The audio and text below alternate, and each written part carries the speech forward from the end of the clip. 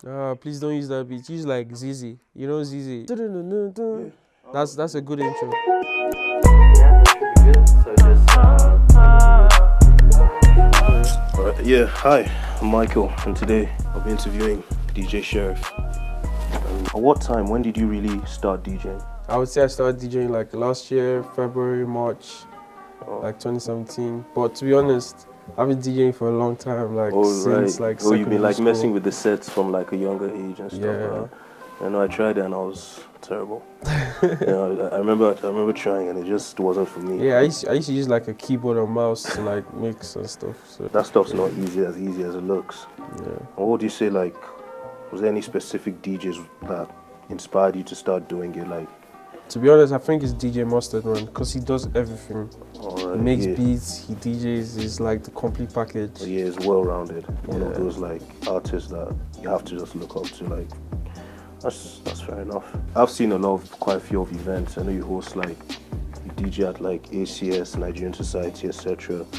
And has there been any like major issues you've encountered? To be honest, not really. The only like problem that I might have is like DJing with other people, because you could be playing like a different like genre and I'm playing something different. Mixing it together is like so difficult for me, and you really need to have that chemistry if you're playing like for a huge group of people. Yeah.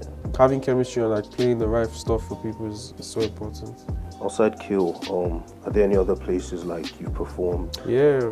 Any other major events, whether in the area of the Portuguese or outside?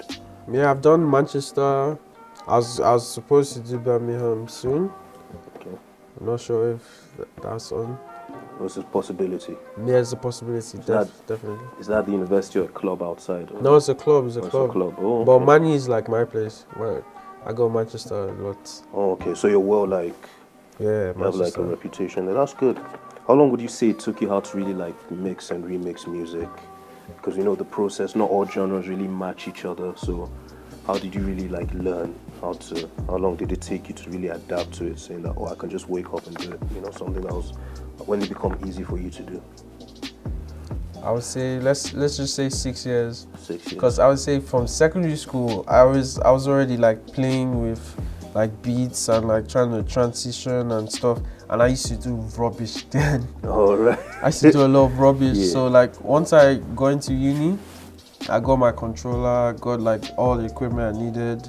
I used to watch like a lot of YouTube videos. Like I would watch like clips of DJ Mustard like showing you how to cue your tracks, do transitions and stuff. I would just learn from it. That was it. Have you ever thought about maybe being extra creative, trying something out of like the hip hop R&B sector? Have you just thought it's good to just really stick to what your audience is familiar to, you know, grime, hip hop, R&B, that kind of trap, that kind of genre? Have you ever thought about doing house or chill music at your events just to like maybe surprise the crowd? You know? Yeah, I would like to like get into house, to be honest, because house is not really something I've got like a huge grasp on. But to be honest, there's no other. I prefer to stick to like what everyone wants to listen to, because if you start to like surprise people, you don't know the kind of reactions you're gonna get from them. Oh, I see. Yeah. So you just the risk of people not wanting to like see you. Yeah, it's a Exactly. risk. I understand. That risk is too much. That's true. I know you said you've performed in Manchester and Birmingham as well as obviously the area in Keele. Is there, outside of those two cities, is there anywhere else like you'll be performing? Has there been any planned event for you to perform in London or any other major city? Yeah, London. I want to do London, and I want to DJ at Lincoln as well. Lincoln and London. Those are like the two places I would like to go Lincoln, like near Leicester, isn't it? Yeah, Lincoln is not too far from London. I've listened to your stuff on SoundCloud. You know, I like the mixing. You know, I listened to the Migos one, the hip hop R&B one, as well as the drill one as well. I remember I was doing an assignment and it just keeps you. it just keeps like. Yeah, I get inspired by different things to do mixes. Sometimes it might just be a situation where we're just like chilling in a room and we just hear like one track.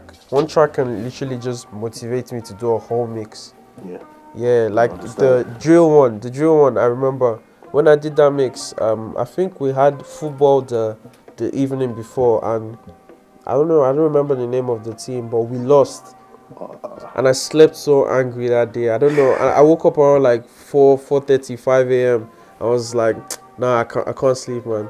I just woke up and I was like, I'm gonna do a mix, and I just needed to pour out my anger and stuff. Burst of creativity happens with me as well, when it can just be at any time of the night. That was it. It happens. And do you think you've like musically satisfied your audience, your crowd? Do you think they appreciate the hard work, the work you've put out? Your output? Of course. It shows in like my sound, my listens.